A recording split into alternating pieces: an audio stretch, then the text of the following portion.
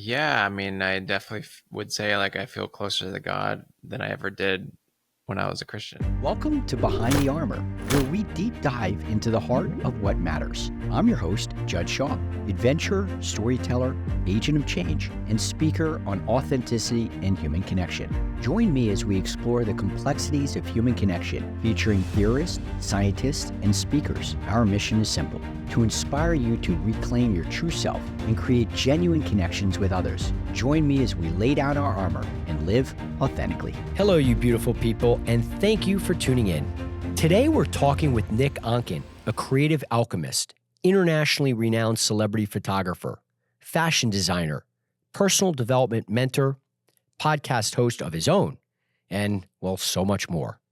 Nick's mission is to help capture your greatness and then help you show up in the world as your authentic self. Learn how to build and level up your own authentic brand using Nick's identity alchemy process. Let's uncover what's behind the armor with Nick. Nick Onken, thank you so much for being on the show, my friend. Thanks for having me. You know, podcast, author, fashion accessory maker through Onken Made and hats, and DJing and silk scarves, which I've been a great receiver of one, and I feel so blessed to have one of your scarves.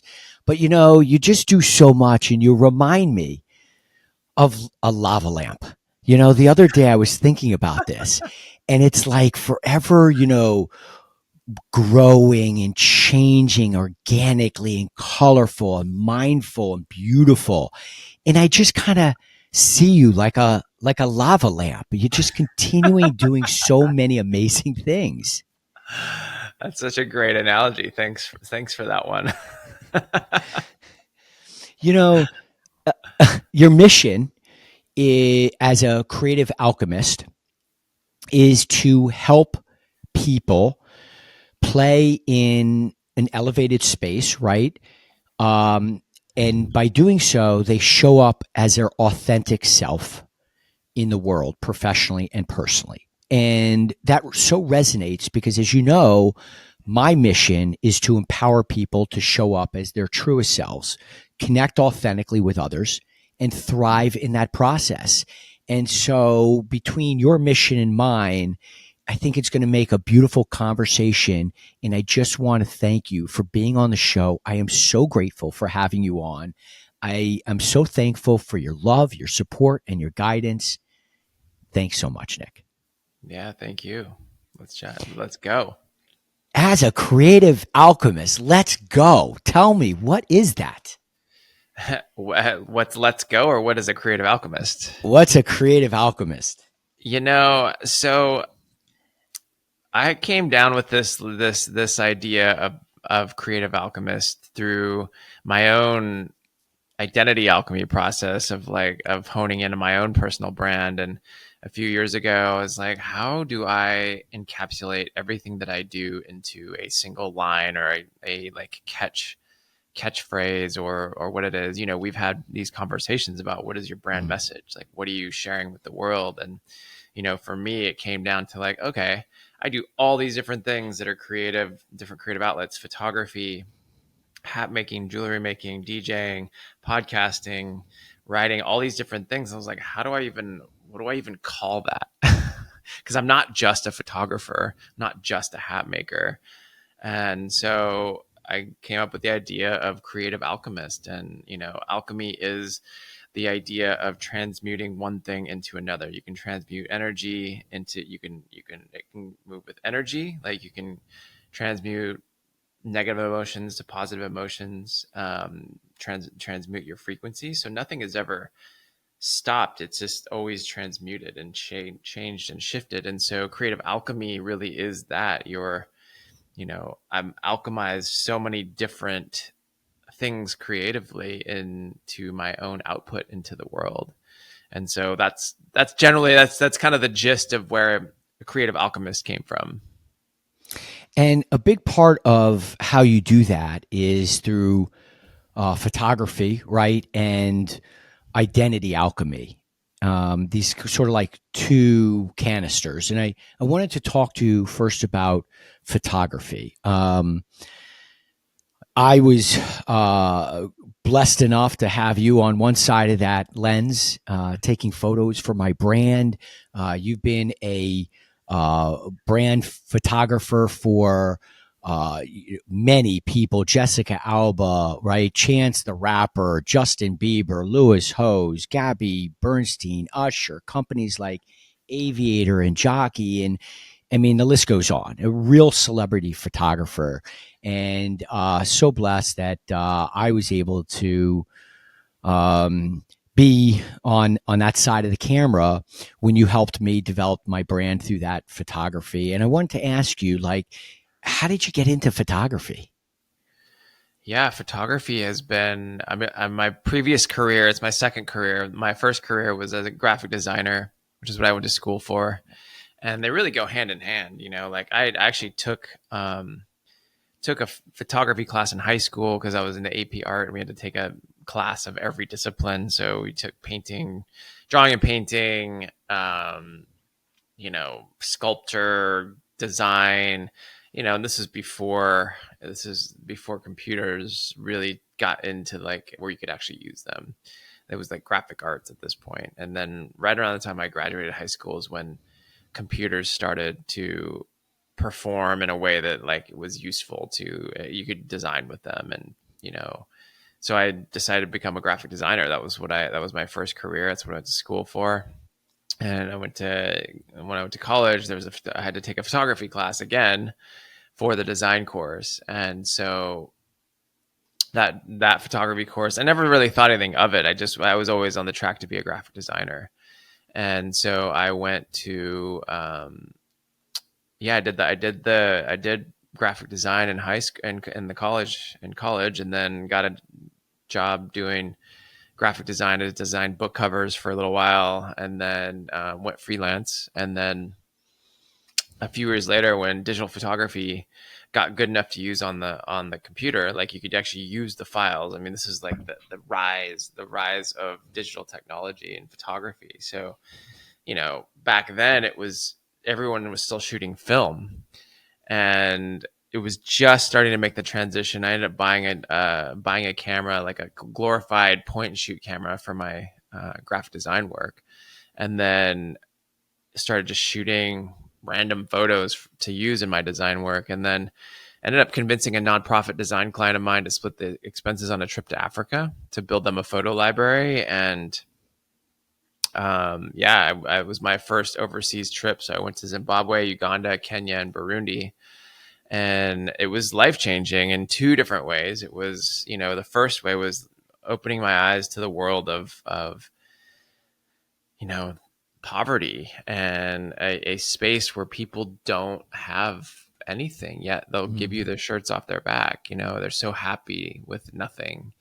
And they're sweeping the dirt off their dirt floors is really what I experienced down there. And such an interesting paradigm, and it really kind of shifted the way that I see the world. So it was always been like I've always had giving back as part of my own business and brand and ethos. And so that was one of the big things. And the other thing was photography. Like I didn't even know what I was doing. I was literally just took a risk and like went there and took my camera and asked questions. I like found another photographer who did some of that stuff and got some advice from him and just kind of fumbled my way through it, and I look back at some of those photos and most of those photos are just not good, but it was the kickstart of how I got interested in photography. And I got back and I was like, I could really see doing this as a career, or I could just see doing more of this. I didn't even know it was a career. I didn't even know it was a business. And then I connected with another photographer out of Seattle, and I started working with him, and he opened my eyes to the world of photography and how it was a business and how you could create a business out of it. And I just started found a passion for it. And I started breaking down other people's, I started looking at commercial photographers' work and breaking it down and seeing like, oh, I want to do this. And so I started shooting models, and I started shooting my friends, then I started shooting models. And then it just kind of like grew and grew and grew. And there's a whole, it's a whole arc to it. But yeah, one of my first big jobs was for Nike, shooting these pro football and baseball players. I didn't even know who they were, but they were some of the biggest in the game, and that was the first kickoff into the world of commercial photography for me.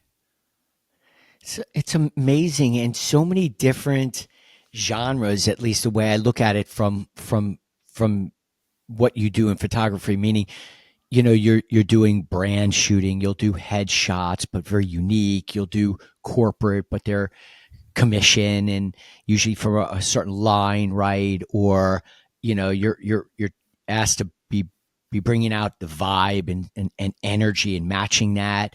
I mean, with so many different places in the world that you've shot and so many different people and things, is there anything that stands out as really a memorable shot for you? I mean, I always go back to this shot of this granny in Cuba. It's one of my favorite shots. This is like she was smoking a cigar, and just like the look on her face was just so. I mean, there's so many stories on her face, and the way she had this like yellow do rag and just had this like attitude, and she was like 90 years old, right? Like she just had this gangster look on her face and smoking a cigar. That was one. It's still one of my favorite photos that I've taken. But you go back to like I've photographed so many different things, and I have cars and people, and primarily people is my focus.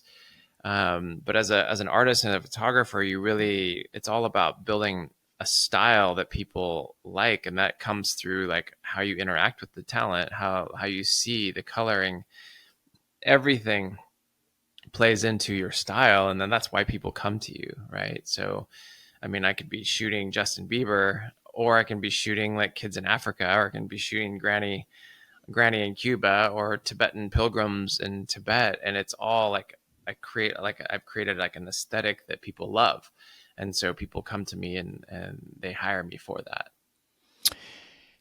As a creative alchemist using photography, how do you help develop people's authenticity? Yeah, I mean, I think for me, I've always had a really natural way of capturing people's essence. And I didn't even, not even necessarily intentionally. It's always been just like, oh, it's the way that I interact with people. It's the way that I make people feel safe and comfortable and when I'm working with them. So identity alchemy also really came through my own process, my own personal development process over the last like 10 years, probably, going through dark nights of the soul myself, and, really realizing, having shifts in my own ways of thinking and my own, and going down a deeper, more spiritual path. Identity alchemy really is a process. It's deconstruct, curate, and become. And it's a process that I've used for the last 10 years just in my own life. And then I kind of really, over the last few years, identified it and articulated it as identity alchemy, because we're always constantly, if we're entrepreneurs, we're always growing and we're learning and we're adopting new things, right? We're deconstructing who we've been, curating who we want to be, and then becoming that. And so that's the idea, is the alchemy is within, the alchemy is alchemizing who you are with what you're putting out into the world. So identity alchemy, I really utilize it in the personal brand space, but it really is a self mastery or a personal development container as it relates to what you're putting out into the world. Because when what you're putting out into the world is congruent with who you are, that's where the authenticity comes in. It's like when people say, oh, you like, they meet you in person and they're like, oh, you're just like your Instagram. Well, that should be a good compliment, because there's a lot of times you meet people that are like, complete assholes. But on their social media, it's all love and light or whatever, right? Like whatever that looks like. And we all have our days, but Their there is, personas aren't matching up with the brand that they have curated, yeah, the or their person and the core, their persona. authentic self. Yeah. Exactly. There's a huge Yeah. gap between the person and the persona that they've created, especially people that have become really big, right? They've created this persona that they have to live up to, and it's not necessarily who they are. And it can be really hard to alchemize. I've heard some really tragic stories around this. But yeah, I mean, being Mm. authentic really comes, it goes on so many deeper levels, and this is where the personal development side comes in, is like really diving deep into who you are so that you can excavate that into like who you are just being in the world, and who you're being becomes your brand, and then capturing that who you're being in a natural state is your personal brand. And when it goes into like the digital world, digital, and I guess still print while it still exists. And I want to break that down because, Nick, I mean, you're a magician at this, really. Thank you. You're really incredible at it. And I want to break that down for the listeners, because identity alchemy, in this sort of, like, as we say, playing in an elevated space, higher frequency, strong energy, and coming from a place where you are helping a person develop or create the best version of themselves and showing up that way. And it's been impactful in my life. I am intentional about that. I'm all about the power of authenticity. It's the core to my brand and mission as well. And I wanted to go through those 3 steps just so our listeners get a better understanding of what that means. And it's kind of like getting in touch, at least from my experience, with your core self. And once you can tap into your real core self, the genuine, true version that tickles you, that you just know when you're on purpose, and gives deep, joyful meaning in your life, right? Mm-hmm. And how to get there. And a lot of journeys are different, but for you have a framework, and that framework is like 3 steps, right? And the first one is deconstruction. Can you tell me, how do we deconstruct ourselves before we can show up as our best version? Yeah, I mean, that's the deconstruct can go layers and layers deep, but I think the first question you can ask yourself is who am I really? Like, deconstruct your adopted identity.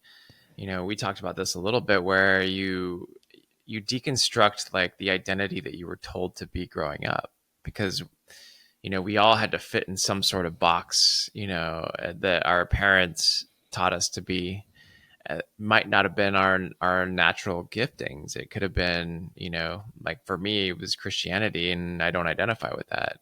Like I always tried to, but I never really felt in my soul that was true for me.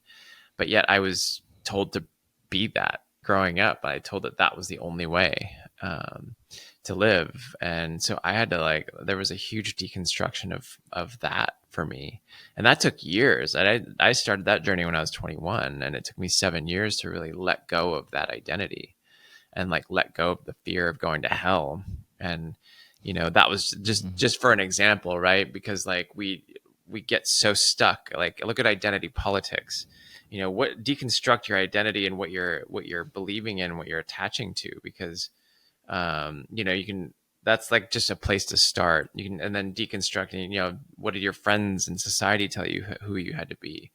What did your family tell you? What did what persona have you created? Who have you told you needed to be, that you don't feel like you are anymore? So that's kind of your adopted identity. It goes deeper than that, of course. And then your natural identity, start deconstructing that. Like, what is it? Who are you? Like, what do you love? What are your values? What do you believe in? What do you want to believe in? Who do you want to become? I think that's a good place to start in the process. And I loved about in that process, I found it actually to be not only fun, I enjoyed it, because part of that was like, I saw it as 2 buckets, right? Was the first one is shedding these narratives, these long beliefs that I've told myself for so many years that have become my narratives, become my beliefs, and shedding those and going, are these really my beliefs? Are these some other belief that I've been telling myself, either because somebody else has told me, or it's because what I think, what people are telling me, right? Yeah. And then the second part is, once I shed this sort of version, is creatively, artfully, beautifully say, what is it that I want to be? What do I want to believe in? What do I want to do? And what I found about that was, Nick, for me, is I didn't necessarily have to believe it. I didn't have to be that today. Right. That was the grace That was the compassion. That was the self-love I gave myself in that version to say, I want to be like this. I know right now I'm really not, but I've always admired to be that way. And so I'm going to deconstruct the narratives and beliefs that say that I can't be that person. And now I'm going to write it on this thing of who I want to be. I'm going to list that as being one of those values that I want to attribute to. Yeah, absolutely. And like, what's the fear that holds you back from believing the thing that you actually want to believe or be? That's probably the bigger question to start deconstructing is what are the fears that you have around like being your true self? And this is an ongoing process. I mean, I'm still deconstructing layers and layers and layers. And, it's always going to be a process. Like you're never going to like arrive necessarily one day. You're just going to learn and deconstruct layers of whatever fear or identity that you want to shift and change to ultimately live a more fulfilled life. I love that so much because that is that soft, sweet, patient, caring, and compassionate reminder that it is not a destination, right? That I can Right. deconstruct at some point, either part of my professional or part of my personal life. I can then construct that and curate it. But now I can go on to this other version, the version of how I show up in the community, at home, in my relationships, at work, in love, in spirit, right? And so it's important for everyone to hear that this is not the 3-step and you're the best version. That best version can get better every day. Yeah, exactly. And that's the process, right? Like you can always learn how to show up in a different way and show up in a better way than you showed up the day before. We're all human and we're all like growing. And I think, we can choose to show up better and choose to show up better. Hmm. Once you deconstruct and break down that self, tell me about the reconstructing part in which we now start to talk about building that version of ourselves that we want to, become. Yeah, I would say like the second step is curate. And so curating is like, what do you like you're curating a museum or I always say you're curating your life constantly. And I love curating things and like from art and beauty, everything my whole life is curated in a certain sense. Like you curate your group of friends, you know, you curate your house. I'm a big believer in curating the way like the aesthetics of your house so that it inspires you to do something to be. For me, it's like I design my space so it inspires me to be creative, right?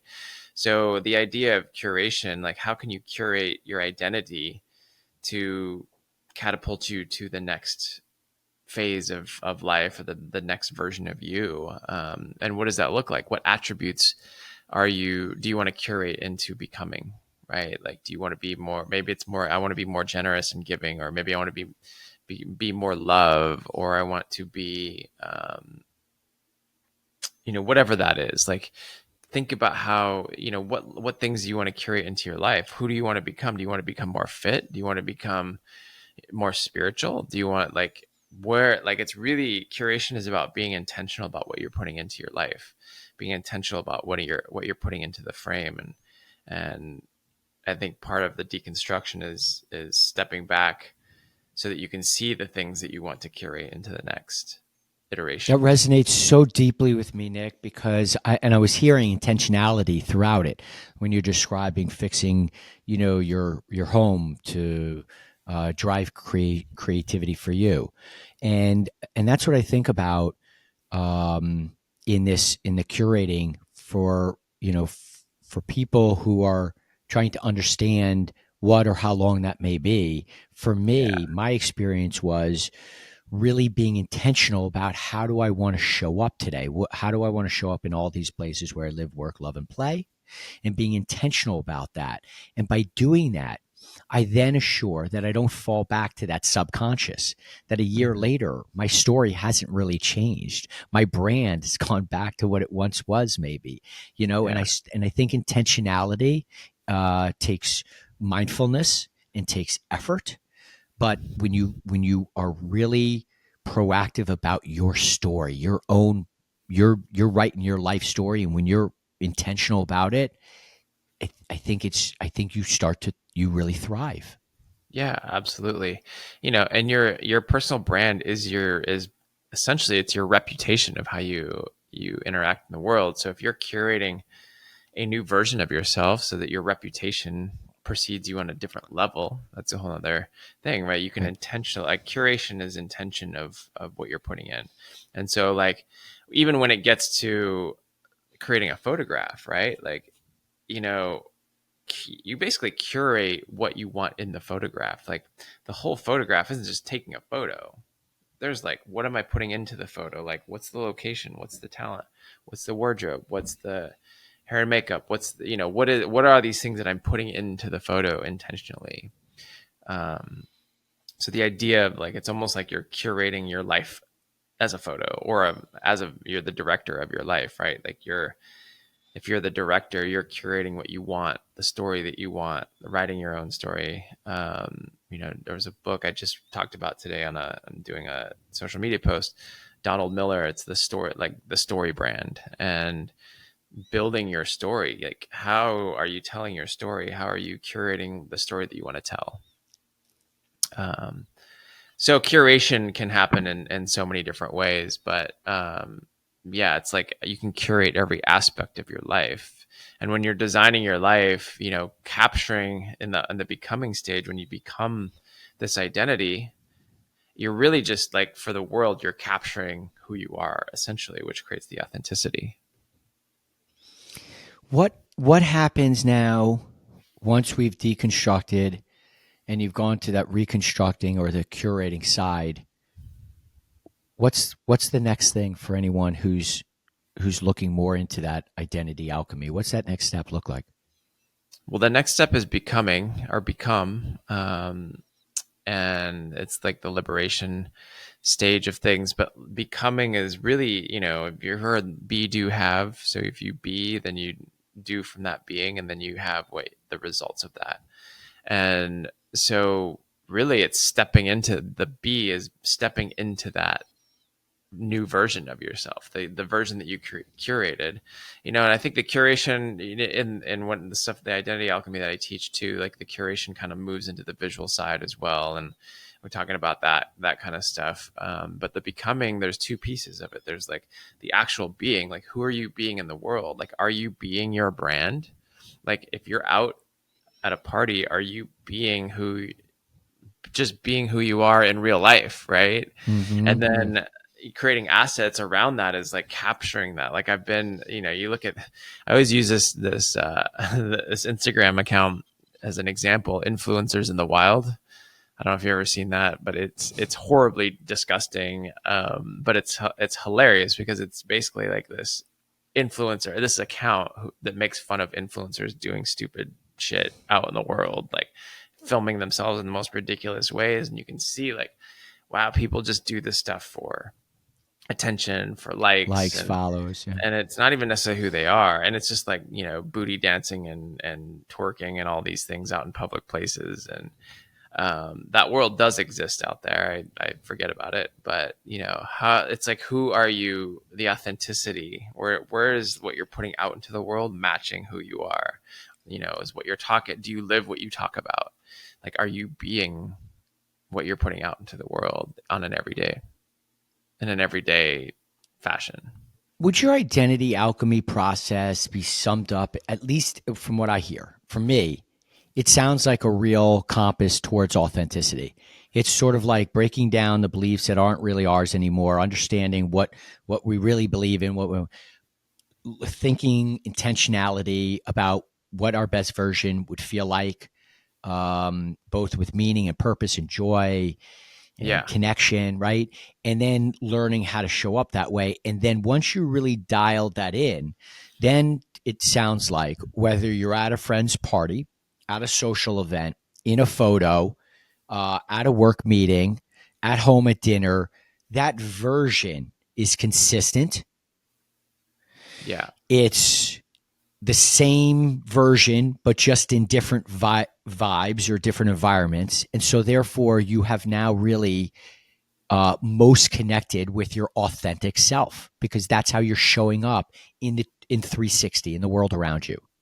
Yeah, absolutely. And like embodiment is so key too, right? Like you can curate something, but if, the becoming piece is really like the true, it's the true embodiment, and it's interesting. Embodiment takes a lot of work and a lot of practice, and it takes practice being in your body actually. Mm. Um, it was real. I just went on this retreat to Peru, and my mentor Wanpa, him and Regan, his wife, they like curated and like led the retreat, and it was really amazing to see how embodied they are in their own work and what they teach. Right, like they practice this every day. They they live it, and there was no gap in between who they are and what they put out there online and what they talk about. And I'm realizing how much work it takes to close that gap, because we all have these, I've gone through it myself, where it's like I learned about this thing called confluence. We talked about it a little bit before, but confluence is basically when you are compromising your own truth to keep the peace or keep a relationship intact, and to avoid conflict. And I've done that a lot in my life because that's how I grew up. That's what I watched my parents do. And it's confluence is a deeper level of where your your subconscious will actually trick you to believe something else so that you can believe this other thing and keep that peace or keep that confluence, like keep it easy, right? um and so like there become like when you're in confluence, you're actually being incongruent and inauthentic with who you are. um so really it's like the first piece is like the awareness of that, and then how many layers deep can you go of awareness to understand what you're even doing. And I'm just like, this is like a concept that I've just learned recently, so I've been like diving deeper into my own layers of self-expression. Like, how does that keep you from the self-expression? Because like the becoming piece is the self-expressed piece. Like, what's holding you back from your full self-expression? And on the other side, there's like, you can fully express with inauthenticity as well. Like, it becomes performative. And I also witnessed this recently. And so like witnessing that, and then witnessing those guys and seeing like the difference between embodiment and then the other, and just being. When somebody's being, they're a magnet. When somebody's like trying and doing things out of performative aspects, then there's something that feels inauthentic about that, and it feels incongruent. And so I think the idea is to like really get underneath the hood and find out where that line is between performance and embodiment is. I love that beautiful explanation. It really is. It just, that gap between not genuine, whether you're close, and true authenticity. Mm-hmm. It's like showing up, mind, body, and soul Yeah. in that best version of yourself. Absolutely. And the idea of confluence is interesting because we can think that we're being authentic, but we actually aren't, because our subconscious has tricked us into thinking that we are. And because it's like our subconscious is the one that is the piece that's like trying to like feel loved or be seen.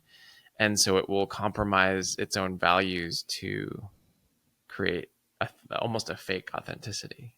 Right? Your brain wants to go back to what it knows and what's comfortable, even though if it's not your best version or best for you.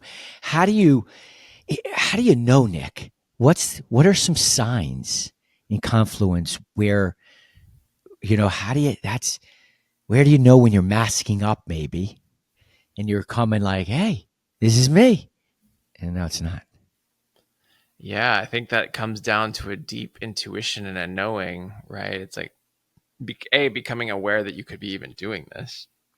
And then B, in your interactions or what you're putting out into the world, what are you putting out there that may not necessarily feel congruent with what you're actually feeling or who you are, what your truth is? Like, what is your actual truth in the moment? Is that, and that might take just some deeper thinking and deeper evaluation of like, oh, am I doing this for, it could even go out into like the performative aspect, right? Am I doing this for the camera, or am I doing it because this is what I truly believe?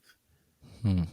It's kind of asking yourself that question in deep awareness around whatever it is that you're doing or saying or interacting with another person. Like, are you being truthful in the moment, or are you, you know, are you complying, or just like saying that to like saying something to like keep the peace? You know, that it just so resonates for me because I know that it takes a lot of work. And for my framework, I developed the connection cure.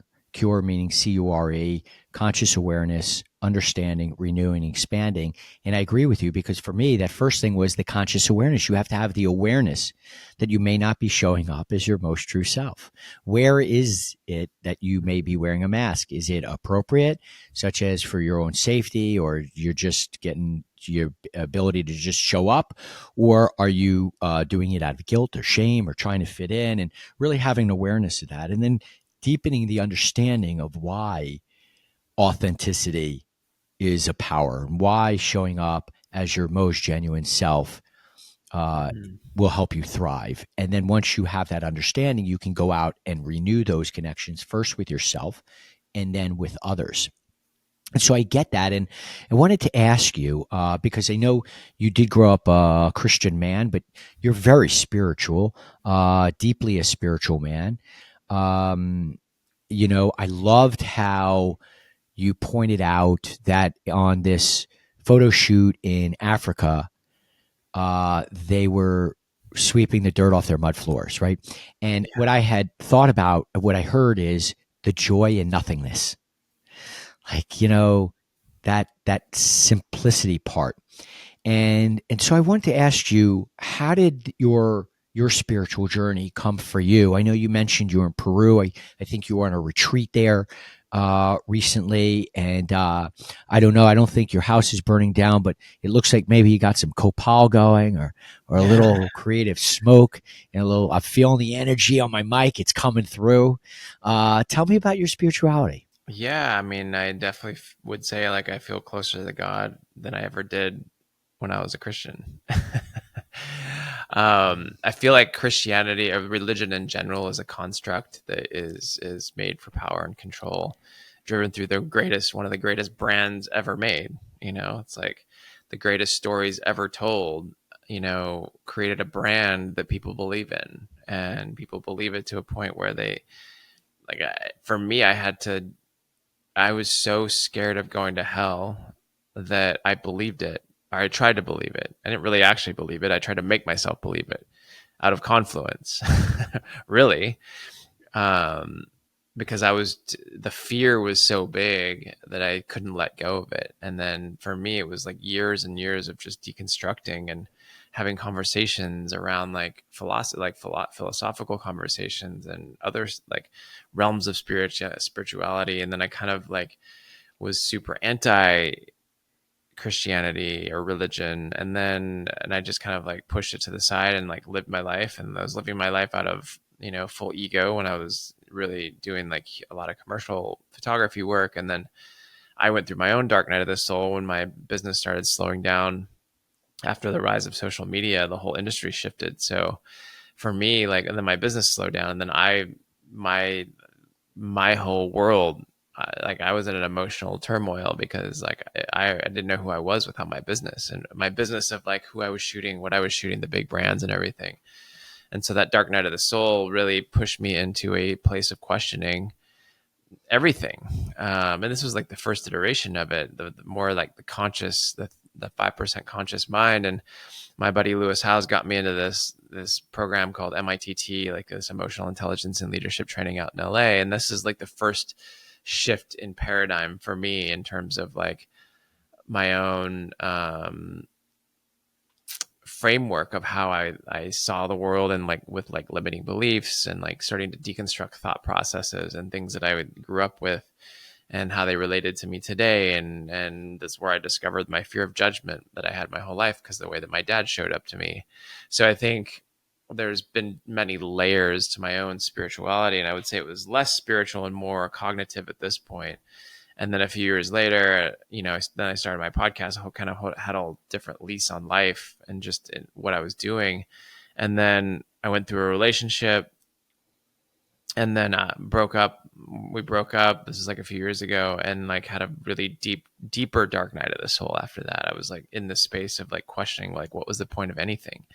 I never would say I was like suicidal, but in the sense of like, all this is made up. We're literally just like moving through this world, like making up any sort of meaning. I don't know if you read Viktor Frankl, Sure. Man's Search for Meaning, but like everything is like, it's only the meaning that we give to it. So I was in this like deeper space of questioning of like, what's the point? And then I did my first 5-MeO DMT. That was my first psychedelic that I ever did. And this just blasted me off into like the outer reaches of consciousness. And I was like, whoa, if this exists, then really what are we actually doing down here? What's the point? And so it just sent me into a deeper dark night of the soul of more questioning. And it was just like I was like every day in deep question. I was like just one step ahead, one step forward, even though it took me months before I actually felt like I was making any progress. And then I discovered breath work, and breath work was a huge component of bringing me back to life. I would, in that sense, like it started bringing me back. Like I was able to utilize breath and hit similar spaces as the DMT. I was like, oh, so like, you don't need like 5-MeO. You don't need the medicines to get you there. You can get there with breath. Like breath is a medicine, and breath work has been the really big thing that brought me back. And then I started, trying out different. I tried mushrooms, and then I started going down that rabbit hole. And yeah, I would say like psychedelics have really, really taken me to a deeper space of my own spirituality, like most profound mystical experiences with mushrooms and ayahuasca and like all these different medicines, and it's just taken me deeper and deeper and deeper. And even my relationship to death, my mom passed a couple of years ago, and having had done psychedelics and gone through ego deaths on mushrooms multiple times, really just made this interesting and different connection when my mom passed. It was like I knew where she was going, and I had been there already, in a certain sense. And so, it's shifted my relationship with a lot of different things. And so it's just like, it's especially like the deeper connection to source or God or whatever you want to call the bigger entity that is out there that propels us all forward. So that's kind of been where, and then the deeper I go on with plant medicine, the more I learn and the more I realize like how much, you bring it back to identity alchemy. Like identity is just it's just a way of operating in this human world, right? Like we are not our bodies, we're not our humans, but we get to operate this human and create the identity of the human, and then alchemize that identity and like let go of the attachment to the traumas and the things that we're attached to. And I found psychedelics have helped with that a lot. And that's a kind of a great analogy in the sense to how you approached identity alchemy in a way, because, right, you deconstructed a religious aspect that had been narrative and belief. You had determined that spirituality drives your creativity. It connects deeply with you inward. Feels obviously very authentic. And then now through whether it be, Onken made hats, which are incredible, you're DJing now, vibing and creating some music and going down that path.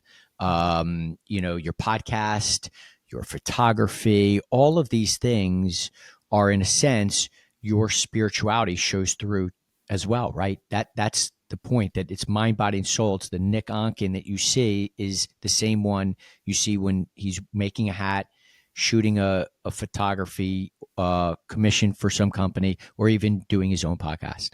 Yeah. Yeah, exactly. It's all expression, right? Like, and the more we tap into that creative flow, the more we express, and like we're born creators, everybody's art is different. Some people's art might be a business, some people's art, and it doesn't necessarily have to be a full-time job either. Like your art could be certain things that you do on the side. I think that the important thing is like, where are you expressing that, and to go back is just another point of deconstruction for me. Deconstructing that my self-worth was coming from my photography career shifted my whole life, just even knowing that whole thing. Because it's like, why am I feeling so awful? It's because like I am associating that like I am only worth something if I'm shooting this person or doing this. And the first space is awareness, to be aware of that thought. So deconstructing can take, you can go super deep, and you can take there's different things like the MITT course or ALA in Austin. It's like you can utilize that as a way to deconstruct, a deeper way of deconstructing things. There's just like layers and layers and layers and layers and layers. So yeah, I think deconstructing and like learning so that you can move through those things is where it's at. Yeah, I love the lava lamp. There it is. I mean, it's just right. It's just this flowing thing. You're just this human lava lamp to me. With all these things going on, where is your passion now? Is there any in particular of all the many things that you do in Nick Universe that's really driving your passion right now? Yeah, I still like photography is still my favorite. There's just something about it that I love, and have not I've just not gotten tired of it. I love it, and I love everything that I do. And I think that's why I do it all, is because like I love it all. I love the variety of it. I don't feel like I'm a person that could do the same thing forever. But I think having the option, like just the variety, I think they all fuel each other as well. When you have different creative outlets, one fuels the other. Yeah. And like the hats, they fuel photo shoots with hats, and like the music is just like that. It fuels like all the other art forms. So, but I would say photography probably still stands at the top for me. Nick, if somebody wants to get in touch with you, either for photography, your identity alchemy workshop, or coaching that you do, Onken made products, what's the best way? Yeah, you can go to onken.co, onken.co, or at Nick Onken on Instagram. Probably the hubs for everything. Nick, you do so much for so many, including myself, and I'm so absolutely grateful for you. I have one last question for you, and I wanted to know, how does Nick Onken best authentically connect with himself? I think through self-care, and like really taking the time and sitting with myself, and really diving into like what it is that who do I want to be? Who am I? Sitting out in nature. I've been doing that a lot lately. Doing plant medicine journeys, things like that, really diving into the self. What's one of your go-to favorite self-care techniques? I love meditation. Taking magnesium salt baths is also a great one. I've really just discovered also infrared sauna really helps me tap into my higher self. So I'm trying to implement that a lot more as well. Wow, that's cool. What's that do? Just a sauna, like a really hot sauna. And so like I think once you get past a certain, for me, when I hit a certain time, and I start hitting a sweat, like it flushes all the mental chatter out, and I like tap into like my higher self, or my, own divinity. And like really, like I can feel the difference. It's kind of like when you're in medicine too. It's like you tap into this other space where it's like, oh, I know I'm in my higher self. I'm not like in the lower self, with negative thoughts and all these different things. It's really tapping in to this flow, and through like opens the channel. I'm going to have to check that out. I was all about cold baths and cold dunks, and now I got to go to heat. Do both. If you can do both, it's even better. Right. Go back and forth.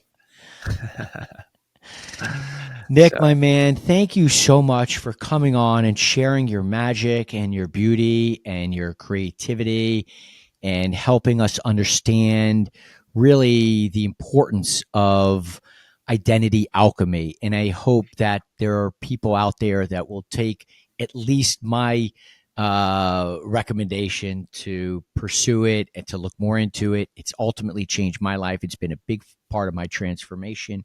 So have you. Nick, thank you, thank you, thank you. I appreciate you coming on today. thank you, my brother. Thanks for having I me. want to extend my deepest gratitude to you. If you've enjoyed this episode, please follow us on your favorite platform or share this episode with a friend. You can also follow me on Instagram at Judd Shaw Official. A special thank you to personal injury law firm Judd Shaw Injury Law for their support in helping us bring this podcast to life. Remember, friends, authenticity isn't about being perfect. It's about being real. It's about embracing our vulnerabilities, celebrating our strengths, and owning our stories. Until next time.